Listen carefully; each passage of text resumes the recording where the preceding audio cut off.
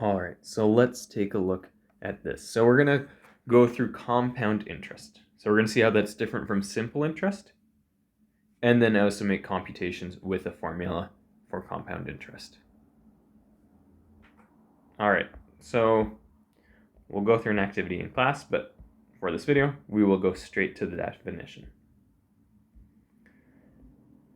So compound interest is essentially interest that you earn on top of the interest you've already earned. And this will lead to larger amounts. So for example, let's say you start with $100, or let's say $1,000, and you have an account that earns 10% interest. So after 1 year, that account 1 year later is going to have $1,100, because 10% of 100 or 10% of 1,000 is 100. Okay? But now, when we're talking about compound interest, we're not just going to, for year 2, we're not just going to add on an extra 100. We're going to now say 10% of this new amount, so 10% of 1,100. And what would that be? Well, that would now be $110. So you basically made an extra $10 that next year because of the interest in your account already. And so you would go to 1,210. And at first, this might not seem like much of a difference, like, oh, $10 extra. But this keeps on adding and adding to itself. So the next year, 10% of 1,210, well, that would just be $121. So now we're getting an extra $21. And over time, this can make a massive difference as you keep going and going and going.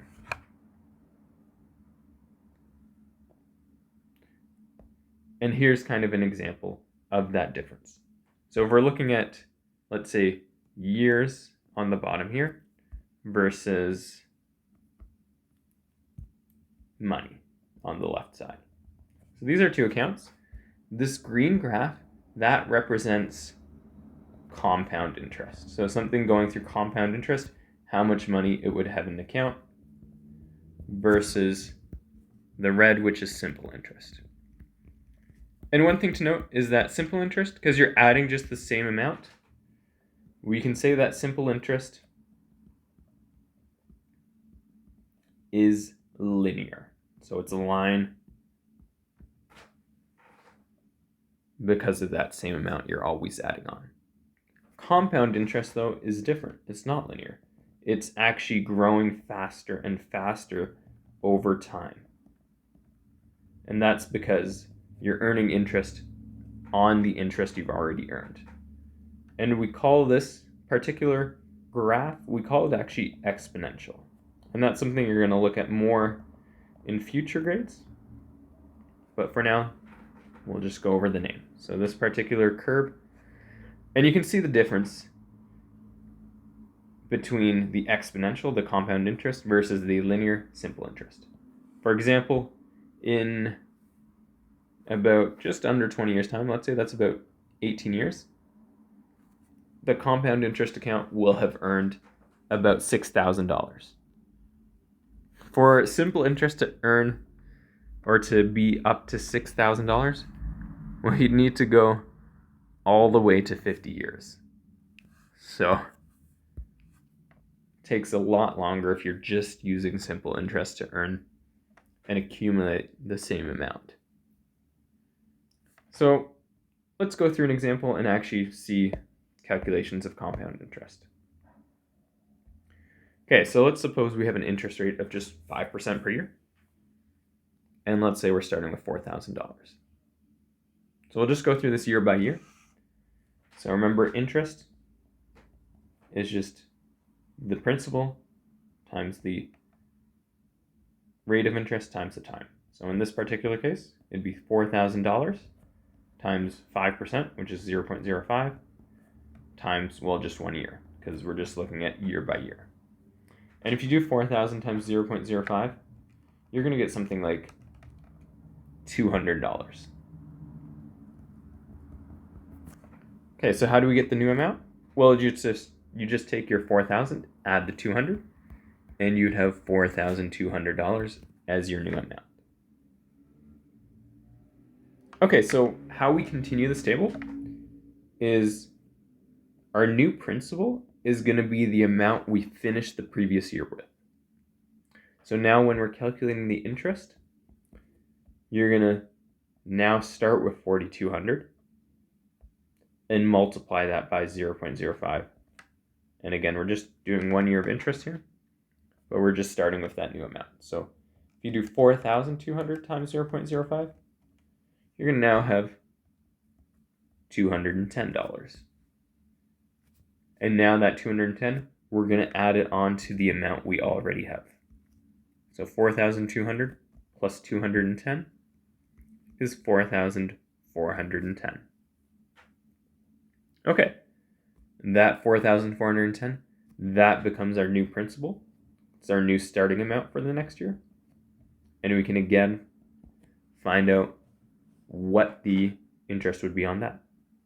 So 4,410 times 0.05 times a year.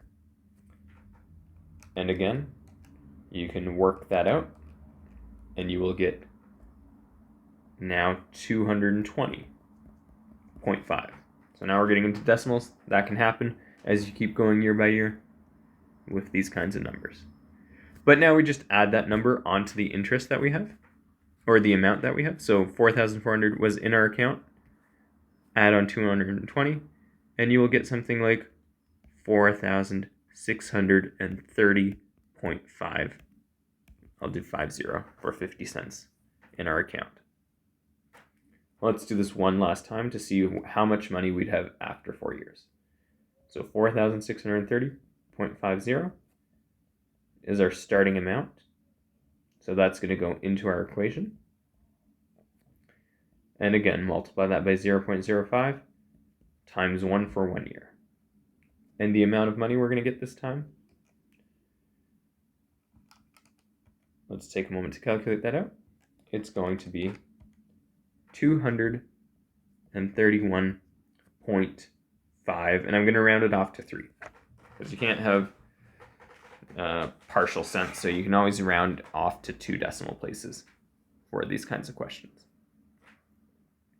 Okay, and so add that $231 onto your 4,630.50 cents you already have, and you'll get something like $4,862, and on top of that, an extra 3 cents. All right, and that should be a little decimal there. So that's how much we would have after 4 years of 5% per year being compounded each year. So taking into account the interest we earned the previous year into our new interest calculation. That's kind of a long way to go through a question though. And what we're going to see is there is a more efficient way. You don't have to year by year always calculate this compound interest. So let's see what we can do. So we actually have a formula, and that formula is actually going to involve an exponent. So it's part of the usefulness of exponents is we can use it in things like compound interest. So the formula is going to start similar to what we had before for simple interest. So we have A for the amount of money that we're going to have in the end. And the other one was I for the interest. This formula already takes into account the interest that we have and includes the beginning amount so that we have just a final number. Okay, so we have the amount and we have the principal, the P. So that's again always the starting amount. And where it starts getting different is now instead of just having the interest rate by itself, we're going to do 1 plus the interest rate. And that's what it's going to do is it's essentially bringing together the original amount of money and adding on the interest that we're going to earn. So it's kind of doing two things at once.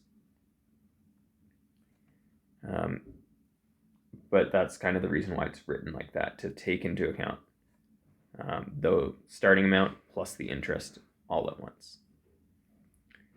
The last part is simply just the amount of time. So the time now isn't being multiplied, it's an exponent.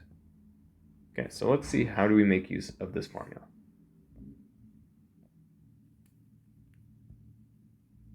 So to make use of this formula, we're going to read through the question carefully. So let's do the previous table. Let's see how we can do that efficiently with the $4,000 we started off with, 5% interest for 4 years. So we already know what the answer is, but here's how we can do it much more quickly.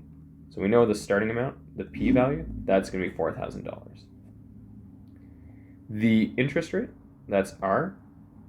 So we start with 5%, and we'll just divide that by 100 to give us the decimal value of 0.05. And the time is 4 years. Okay, so I'm going to rewrite the formula here, although it's just above for you on your page. So P times 1 plus R times T. So now let's go ahead and see what the final amount would be. So A is just going to remain. P we're going to replace with, well, our P value of 4,000. 1 plus R, well, you're going to switch the R now with 0.05. And remember, that's in brackets. And that's going to be important. And then in the exponent, the T, that's going to become a 4. Okay, I'm going to do this in a couple steps. So the brackets. So following BEDMAS, we have to do the brackets first. So very, very important. So we need to do 1 plus 0.05, which will be 1.05. And still to the exponent 4. So I'll just add that to the side. Brackets first. Next is then, well, exponents. So we're just following BEDMAS. So brackets, exponents. So we need to do 1.05 to the exponent 4. So I'm going to just calculate that out. And you'll get a very large decimal value. So if you're using a calculator, just like leave that number on your calculator so that you can keep as many decimal places. I'm going to round it off to 4 just on this page. So 1.2155. Then simply take that number. If you've kept it on your calculator, just simply take that number and multiply it by 4,000. And you can get something like 4,862.0 and round it to 3, which is exactly what we had before. But I mean, this way we just could quickly use a formula and do that in a couple steps. Whereas in comparison, if you flip your page or if we look at this table, there is a lot to do. So that's why sometimes having a formula can be a lot nicer. Okay, let's just take a look at another one that we haven't done before, and see how we can apply this formula. All right, so again, we have $800, so we have a starting amount in our situation. So we're investing $800, and that's going to be for 5 years at 10% interest per year. Okay, so we have our interest rate of 10%, which if we divide by 100 gives us 0.1. And we have our time of 10 years. All right, so let's see what the final amount would be. So that's question A, the final amount. So if we have A, we can replace P, R, and T in the formula with 800 times 1 plus 0.1 to the exponent 10. So first, calculate the brackets. So 1 plus 0.1 is 1.1 to the exponent 10. Then calculate 1.1 to the exponent 10.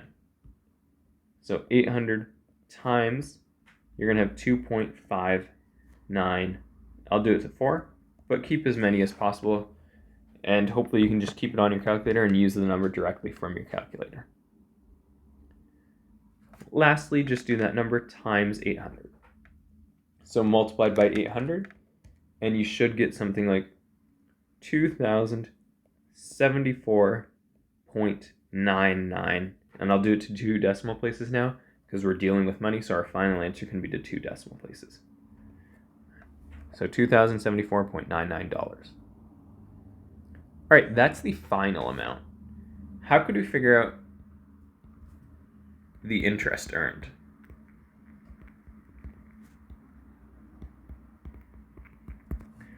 So to figure out the interest earned, well, the only way this account is going up in money is through interest itself. So all we need to do is, I'll say interest, so I for interest earned, is take the amount of money that we now have in the account after 5 years and just subtract. So subtract the original amount, because the original amount was already in the account. The rest of the money was all earned through interest. So if you do that minus 800, what you're going to get is you're just going to get $1,274.99. And there we have it. We have the final amount and the actual interest earned during that time through just simply having that 10% interest rate. All right, and that's a look at compound interest and also just a comparison earlier as to how it compares to simple interest.